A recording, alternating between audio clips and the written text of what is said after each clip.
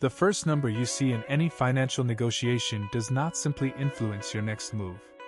It restructures the entire reference frame your brain uses to evaluate every number that follows. Kahneman and Tversky documented this in 1974. They called it anchoring. And in the 5 decades since, neuroscientists have located where in the brain this happens, and confirmed something that should concern every person who makes financial decisions under pressure. You cannot fully undo the effect once it has been applied. This is not a claim about gullible people. The research suggests it applies to everyone, including, and sometimes especially, those who consider themselves disciplined, analytical thinkers. Camera change. Consider a scenario. You are evaluating the acquisition of a business. Before the meeting begins, you see the seller's asking price. You tell yourself it's irrelevant, a negotiating posture, nothing more. You'll assess the fundamentals independently. You'll apply your own model. You know better than to let their opening number define your thinking. By the end of this video, you will understand why that intention, however well-reasoned, is almost certainly insufficient. B-roll CE, professional reviewing acquisition documents at conference table, we will cover 3 things.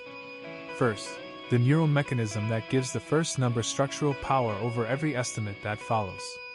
Second, what 50 years of research has established about how this effect operates across financial contexts, and who it affects. Third, the specific interventions the evidence actually supports.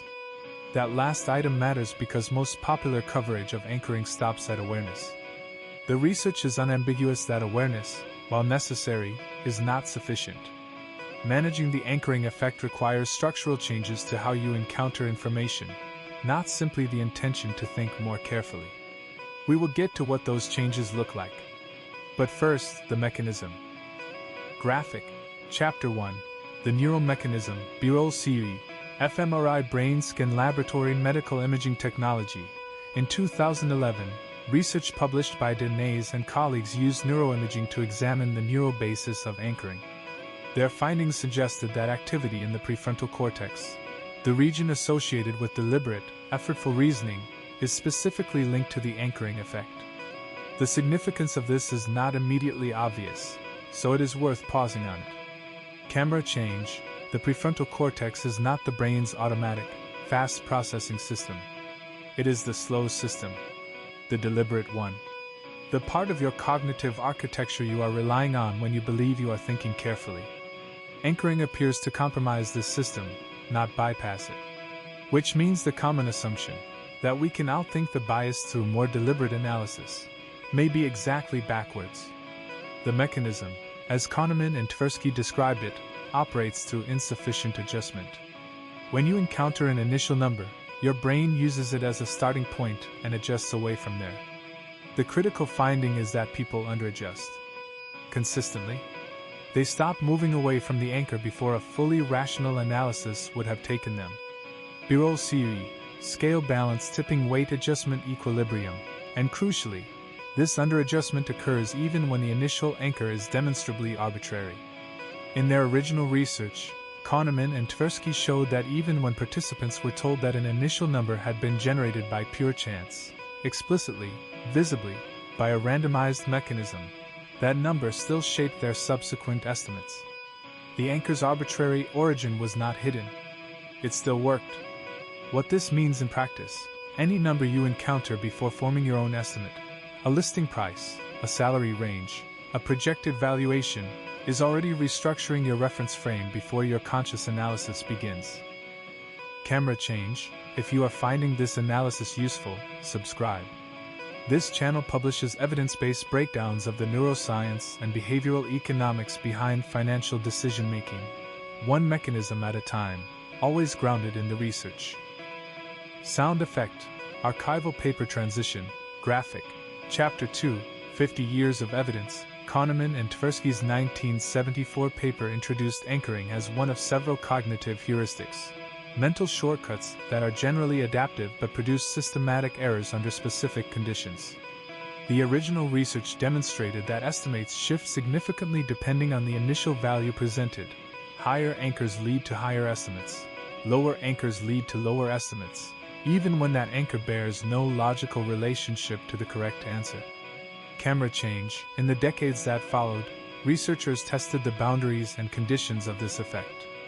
In 1999, Musweiler and Strack published findings showing that the anchoring effect is more pronounced when the initial value is extreme rather than moderate. This has a direct and uncomfortable implication. A wildly inflated asking price does not simply set an unreasonable starting point. It sets a stronger anchor than a moderately inflated price would. The very extremity of the number increases its gravitational pull on every estimate that follows. Birol Siri, Luxury Real Estate High Asking Price Listing Extreme Valuation. Richard Thaler's 1985 work on mental accounting examined how people process financial decisions within psychological reference frames, evaluating prices relative to what they expect, not as independent quantities. Research in this tradition indicates that presenting a price relative to a higher reference point shapes perceived reasonableness in ways that the final number alone cannot. The anchor changes the evaluation context, not just the estimate. Camera change. Research by Mazar and colleagues in 2013 found that the format in which an initial value is presented may influence the strength of the anchoring effect. More precisely stated, anchors appear to produce stronger effects, possibly because precision signals reliability, which gives the brain additional reason to use the anchor as a reference point. A price listed as $47,380 may anchor more powerfully than a price listed as approximately $48,000. The number is not more accurate. It may simply be harder to dismiss.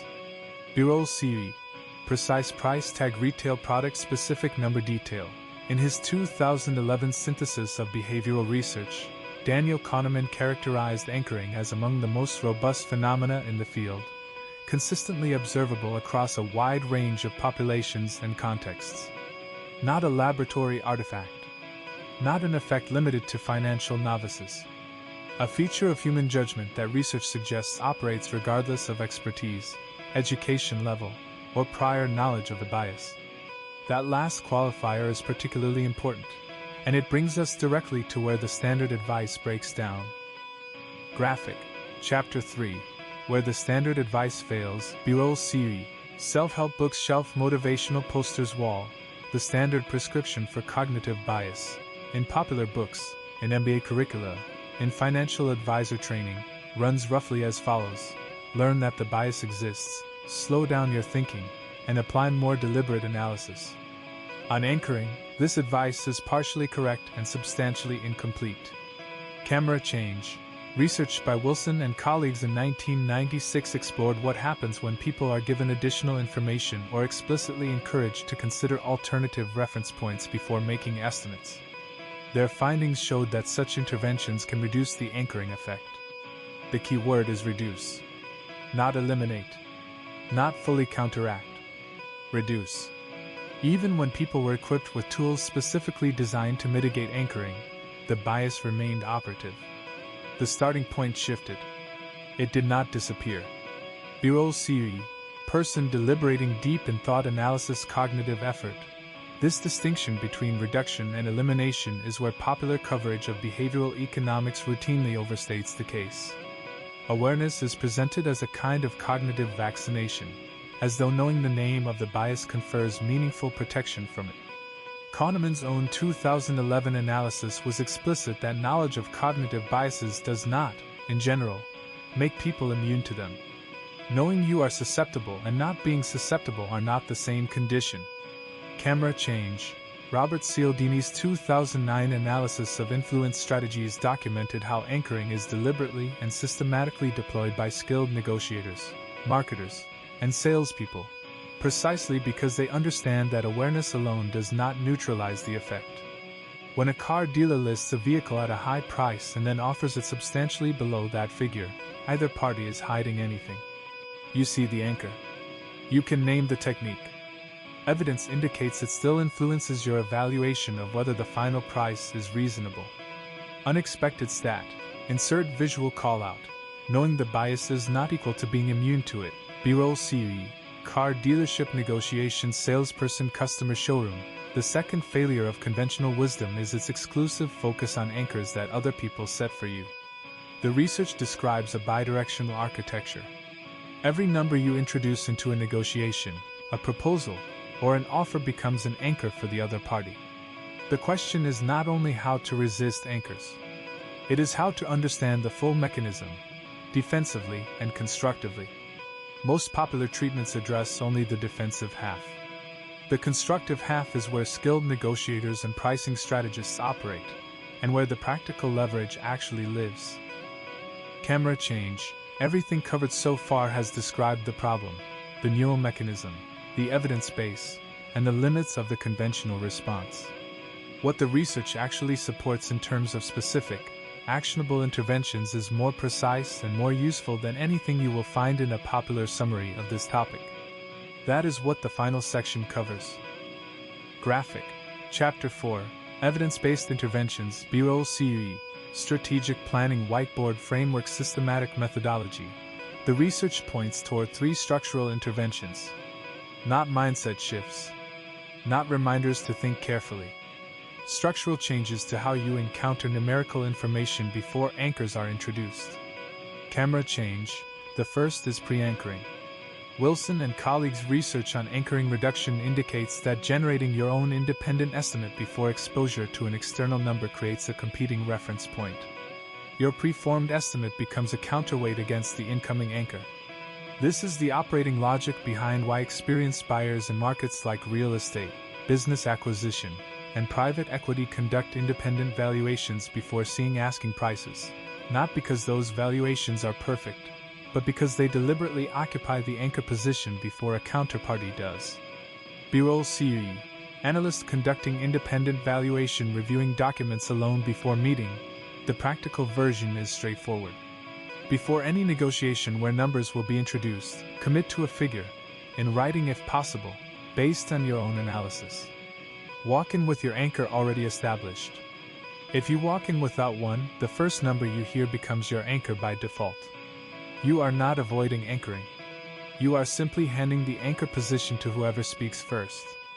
Camera change. The second intervention is reference distribution. The mechanism Musweiler and Strack identified, extreme anchors producing stronger effects, suggests that a single comparison point leaves you more exposed than a distribution of reference points. Gathering multiple comparable data points before a negotiation does not give you a single counter-anchor. It gives your brain a range, and forces recalibration toward a center rather than toward any single external value. The anchor's pull is distributed across more data, and its distorting effect is correspondingly reduced. B-Roll CUE. Multiple data charts, graphs, comparative market analysis research. The third is precision recognition. Research in this area suggests that more precisely formatted anchors may produce stronger anchoring effects. When you encounter unusual precision in an opening number, a price listed at $47,320 rather than approximately $48,000, treat that precision as information about the other party's intent, not as evidence of their analytical rigor. Precision in an anchor tells you nothing about the anchor's accuracy. It tells you something about how the anchor was constructed. Camera change. Taken together, pre-anchoring yourself, building reference distributions, and reading precision as a potential influence signal, these interventions do not make you immune. The research does not support that conclusion, and anyone who tells you otherwise is working outside the evidence. What they do is change the information architecture around your decisions. And the evidence, consistently, favors architectural responses over motivational ones. Camera change, graphic, end screen overlay. The anchoring effect is not a failure of human reasoning. It is the product of a cognitive system built to estimate efficiently under uncertainty, a system that uses available reference points because, across most of human history, available reference points were reliable guides to value. The modern financial environment is different. Asking prices are set strategically. Salary ranges are calculated with the research in mind. Opening bids in negotiations are chosen by counterparties who have learned, formally or empirically, what the first number does to the second estimate. What Kahneman and Tversky established in 1974, and what 5 decades of subsequent research has reinforced, is that the first number in any estimation problem has structural influence over every number that follows. That influence does not require your inattention. It does not require your cooperation. It operates on the same prefrontal architecture that makes deliberate reasoning possible in the first place. Managing it requires structural responses. Pre-anchor yourself before exposure. Build distributions, not single comparisons. Recognize precision as a potential signal, not a guarantee of accuracy. These are not complete solutions. The research does not offer complete solutions. These are what the evidence actually supports. Camera change. If this analysis was useful, subscribe. This channel examines the neuroscience and behavioral economics behind financial decision-making, one mechanism at a time, always grounded in peer-reviewed research. Graphic. End screen card. Point to next video. The next video examines loss aversion, why the discomfort of losing a given sum of money appears to be substantially more powerful than the satisfaction of gaining the equivalent amount, and what that asymmetry does to investment behavior when markets move against you.